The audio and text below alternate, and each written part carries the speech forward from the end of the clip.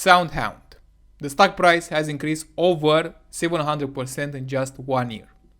The market cap is about 5 billion, and if you can believe, the total addressable market is expected to be over 140 billion for 2024 estimates. So when you look at this addressable market opportunity of over 140 billion and compare it to the market cap of only 5 billion, there is still room to grow a lot, quite a lot. And this is not all. If you look at the past revenue, you can see here in the right side, you can see that the revenue has doubled year by year. Almost. A compound annual growth rate over 50%. Started 14 million, 21, 41, 46, 67 million. And for the next year, the revenue is expected to triple. If you see here, their estimates, in 2025, they expect the revenue to be in the range of 155 million and 175 million.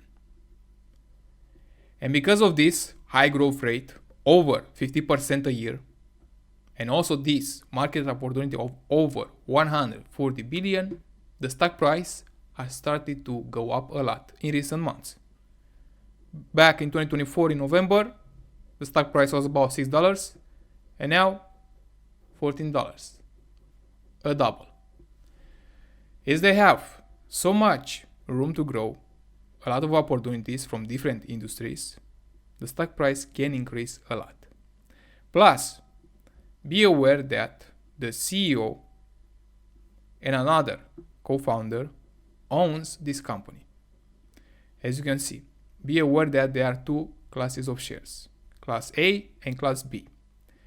And the CEO, the founders of this company, SoundHound, owns all the shares of Class B, which has a total voting power over 53%.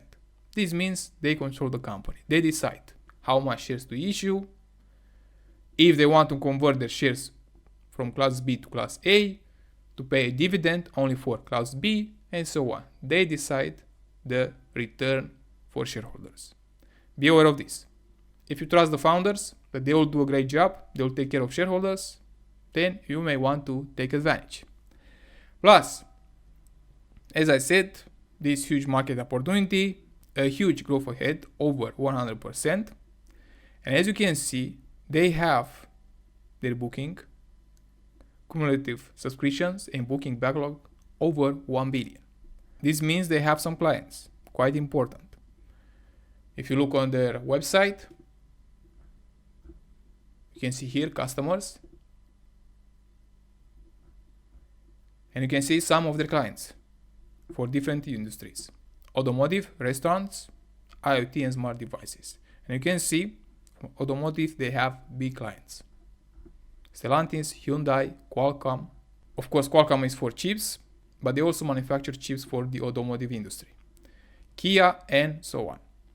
Now, you also have to understand how they charge their customers. They have 3 pillars: product, services, and ads in commerce. They charge based on royalties, based on the volume, usage of their app, of their service, subscription, revenue per month or per year, and monetization based on ads in commerce, commissions on ordering, revenue share with their customers, and other sponsorships. They have different ways to monetize their services, and that's great because they can increase the revenue more in the future. And this is not all. If you look at the representation, besides this amazing growth rate in their revenue and their market opportunity, they expect even more than that. Let me show you here. As I said, they have more pillars. Automotive, where you've seen their products, their customers. Then restaurants, where they expect the total addressable market to be quite huge.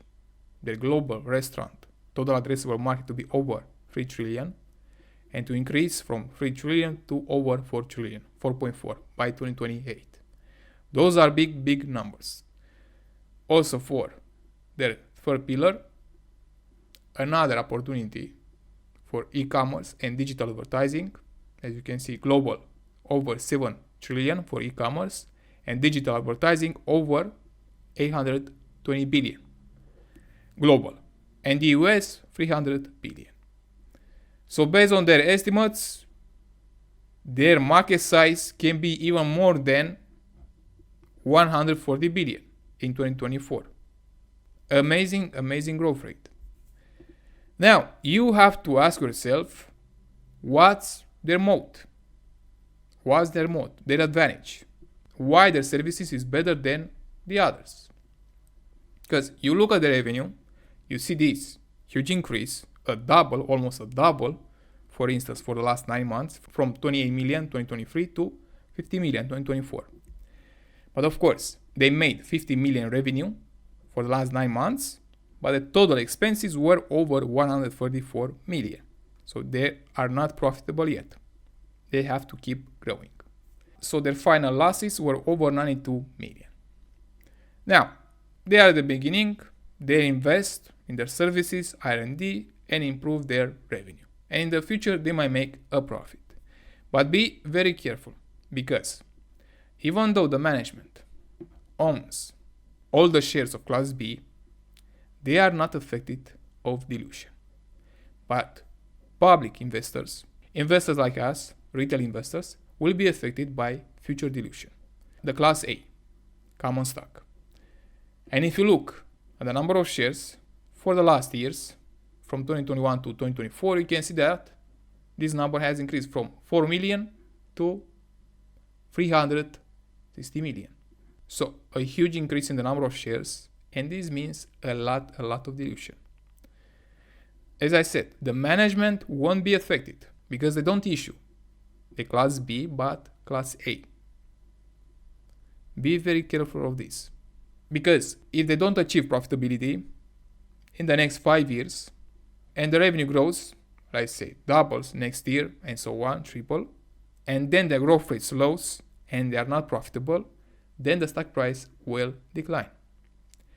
And as I asked the first question, what is their advantage of SoundHound? Because they have room to grow a lot. As you've seen, their market opportunity, their guidance, there is no doubt they will grow next year. I mean, this year, 2025, and also next year, maybe. But you have to ask, what's their long-term competitive advantage? If you can figure out that, then other players may come up with better platforms, better services, and they will eat up their market share. And the revenue won't grow that much, by over 50%, as they did in the past, but at a lower growth rate. And that will be bad for the stock price. So ask yourself, what's their competitive advantage? And to find out that, you have to understand how their technology works. If you tested their products, maybe you understand that they offer a chat voice assistant. Something like this. Just take a look at this. How many days are there between the day after tomorrow and 3 days before the second Thursday of November of 2022? There are 2,714 days between the day after tomorrow and Monday, November 7th, 2022. So this is their technology. Of course, their voice has got better, and it will get better over time. But ask yourself, what's their competitive advantage? And if you look at the presentation, you can make an overview of their technology.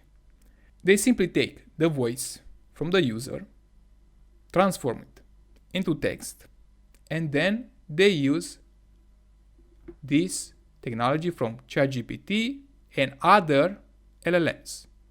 And they don't own ChatGPT or the technology from ChatGPT. They don't have this advantage. They only translate the voice into text, ask ChatGPT about that question in text, and then convert that text to voice and answer the user's question. And that's all. That's their technology. And tell me, what's their moat? What's their advantage? Because all their platform, their services, depend on ChatGPT and other language models. Just imagine, for instance, SoundHound may reach in revenue over 10 billion, and the market cap may go to 100 billion, right? And in that moment, think about what will ChatGPT and other models will do in that moment. They will stop offering their services to SoundHound because they compete with each other, the same product. Also, ChatGPT will go to voice, not only text, and also the other models. They want to take advantage of this huge opportunity. This market size over 140 billion for the moment, which may increase even more in the future, for sure. But as long as SoundHound depends on the other models, large language models, they have no moat. Of course, they have an advantage, and their advantage is their distribution channel. Better said, their marketing to attract users, other customers to use their services. And for the moment, they succeeded. They are quite good because the revenue has increased a lot and it is expected to increase more in the future based on their estimates. Here. Now, if they don't deliver what they promised, this guidance, they lower it, and that will be quite bad. Quite bad. The stock price went up 7x, but it can go back to $1. Be aware of this. If they don't deliver what they promised in their guidance. Be aware of this. So you can easily see from their presentation that they depend a lot on those large language models. And they simply translate speech into text, use that text to ask ChatGPT for answers, and then takes that answer and converts it back to voice. That's all they do. I think you can also do that. Use ChatGPT, build an app, and you can offer your services. But your disadvantage is you don't have that distribution channel, the marketing strategy. That's the advantage I see for this company, their distribution channel. So SoundHound may continue to grow in the future. Next year for sure, they will grow. This year they will grow for sure. But you have to ask yourself how much and if they can maintain their market share and also their growth rate. Because if they don't, the stock price will go down, will continue to go down. So be very careful if you want to invest in this company, especially right now when the market cap is about 5 billion and the future revenue is expected to be around here 150 million. So be very careful. And it's up to you. If you want to take this risk, if you believe in their technology, that they have a moat, in my view, they don't have any moat. But if you believe that, then go ahead and you can take advantage. As I said, they have their opportunity here. Quite a lot. They can make a lot of money if they compete well. If not, then the stock price will go back. $3 or even less than that. The market cap might go back to 1 billion. So be very careful. You might make another 10x from this level or back to 1 billion in market cap. So it's up to you. And if you have other questions, please let me know in the comments.